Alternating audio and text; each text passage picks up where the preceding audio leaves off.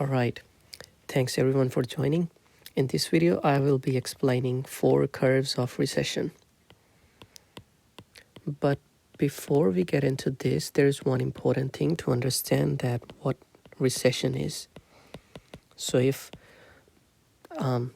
stock prices in a country drop by like 5% in one day, that won't be recession. We won't call it a recession that stock prices dropped.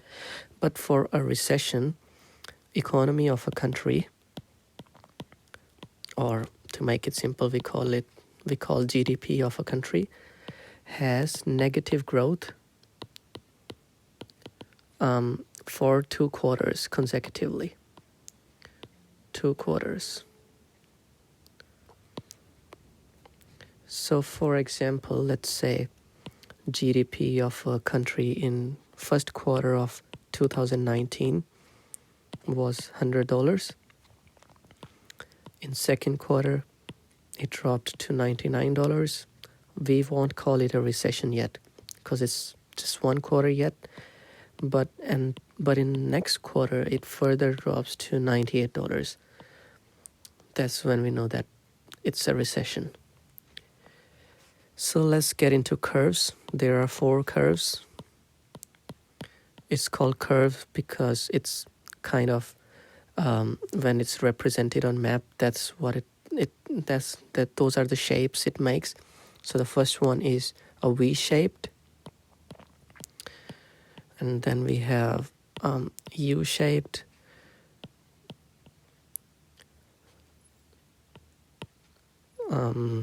W-shaped, and L-shaped.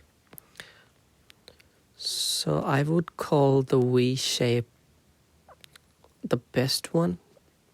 So actually, no recession is a good recession, but like the least worst of all these, I would call V-shaped is the one which hurts the least.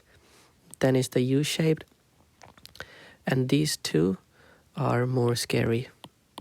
These are not really good ones. So let's get into the first one. Let's assume this is a graph, and this is economy here, or GDP, and this here is time in years or months or quarters, whatever. So in V-shaped, when the recession starts, stock prices GDP goes down. That's common for all the recessions. But in V-shaped, it rises very quickly. So within a short period of time, this time period is not a long time. After drop in GDP or price or stock prices, it starts going upward, and like the things start going back to normal in pretty short period of time. And it's good recession, sort of like no country can just have positive growth forever. They have to have a recession. It's inevitable, sort of. And this one is that like it's okay, people would take it, not too bad, because it's a short term. The next one is a U-shaped. So in U-shaped, the prices go down, but the duration when it goes back to normal is a bit longer. It can be maybe within 12 to 24 months, for example. This one hurts more than V-shaped because within this period, like people lose a lot of money, and this is kind of period where unemployment sort of stays stagnant. It's not like for example here unemployment was at this point unemployment was 5%, and then it drops to, let's say, unemployment because when GDP drops, unemployment increases. It reached 10%, and it stays at 10% for a while, which is not good. It can be a bit of zigzag, but just it to rise again, it takes a bit of a while. These two are still better. The third one, W-shaped recession, is the most scary one. So what happens in this one is stock prices fall or GDP falls as usual, but then there is a period when it rises a little bit, and the people think that this is sort of recovery stage now. People would mistake it for a V-shaped recession, and they might think that it's time for the recovery, and whatever money they have lost, maybe this is the time now they can invest the money they have, and then they will get profits in future. That's what people would expect. But in no time the GDP or market falls again, and then people lose money again, because market cannot be predicted. So why this happens? Sometimes, like, there are a few factors which may present a false picture in the economy, that maybe economy is recovering, but or there are some things done to push it go back to normal, but they don't actually work, and then it falls back where it was supposed to be, and then it takes a while to recover again.